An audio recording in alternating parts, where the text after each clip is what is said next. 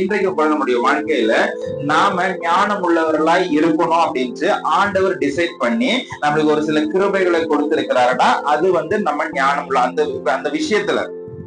Example, சிலருக்கு நல்லா dress பார்த்து செய்ய தெரியும், மேக்கப் பண்றதுக்கு தெரியும் அப்படின்னா அது ஒரு கிஃப்ட்.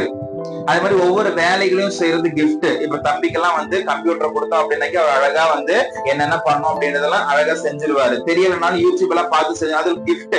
அப்ப இது ஒரு ஞானம், இது ஒரு விதமான ஞானம். இது மற்றவங்களுக்கு தெரியாது.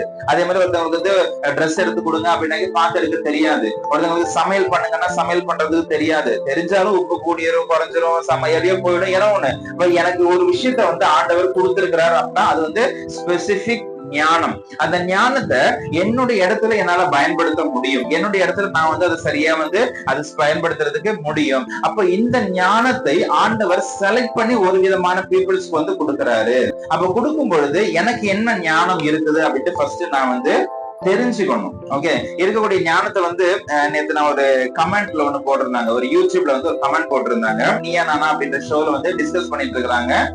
கணவன் வேலை செய்யணும் அப்படின்ட்டு ஒரு சிலர் கேக்குறாங்க. நான் அவங்களும் வேலையை ஷேர் பண்ணுவோம், இல்ல செய்ய முடியாது அப்படின்னு சொன்னா ரெண்டு விதமா பேசிட்டு இருக்கும்போது ஒருத்தர் கமெண்ட்ல போட்டிருக்கிறாரு, கமெண்ட் பாக்ஸ்ல போட்டிருக்கிறாரு, கணவன் பொறுப்புள்ள கணவர்களை சரியா ஹேண்டில் பண்றவங்க தன்னை ஒரு வேலைக்காரியா நினைச்சுக்க மாட்டாங்க அப்படின்ட்டு, மற்றவங்க தன்னை ஒரு வேலைக்காரியா நினைச்சுக்கிட்டு இந்த வேலையை அவரும் ஷேர் பண்ணணும் அப்படின்னு நினைக்கிறாங்க.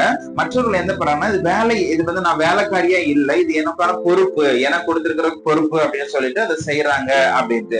சோ இதே மாதிரி இன்னைக்கு எனக்கு ஒரு கிஃப்ட் ஆண்டவர் கொடுத்திருக்கிறாரு அப்படிங்கும்பொழுது எனக்கு நல்லா பேசுற கிஃப்ட் இருக்குது, நான் பாடுவேன், நல்லா பாடுற கிஃப்ட், நல்ல ஒரு வேலை, ஏதோ ஒரு வேலையை இவர்கிட்ட கொடுத்தாக்க நல்ல அந்த வேலை கரெக்டா முடியும்பா அப்படின்னு நம்ம கொடுக்கும்போது அந்த வேலையை வாங்கிட்டு சரி இந்த வேலையை என்கிட்டயே கொடுக்குறாங்கப்பா, எப்ப பார்த்தாலும் இது எனக்கே கொடுக்குறாங்க, என்கிட்டயே இந்த வேலையை தள்ளிடுறாங்க. இன்னைக்கு நிறைய பேருக்கு இதுதான். நான் காலேஜ் படிக்கும் போது ஒரு பையனுக்கு பைக் ஓட்ட தெரியும். அப்போ ஒருத்தர் ஒரு சார் கேட்டாரு, யாருக்கிட்ட பைக் ஓட்ட தெரியும் அப்படின்னு. அவன் அமைதியா நிக்கிறான். இன்னொருத்தர் நான் ஓட்டுறேன்ட்டு அவன் போயிட்டான். போன உடனே எல்லாம் கேக்குறான், டே உனக்கு பைக் ஓட்ட தெரியுமா, ஏன் ஓட்டுறேன், இப்ப ஓட்டுறேன் அப்படின்னாக்கி அப்புறமேட்டு எப்பவும் என்னையதான் கூப்பிட்டு இருப்பாங்க, அதனால நான் போக மாட்டேன் அப்படின்னு சொல்லிட்டேன் அப்படின்ட்டு. இது என்னன்னா என்னுடைய கிஃப்ட நானே புதைச்சு வைக்கிற மாதிரி, எனக்கு இருக்கக்கூடிய தாளத்தை நான் புதைச்சு வைக்கிற மாதிரி. ஒருத்தங்க நம்மளுக்கு வேலை வாங்கிட்டு இருக்கிறாங்கன்னா நம்ம சாகுற வரைக்கும் வேலை வாங்க மாட்டாங்க.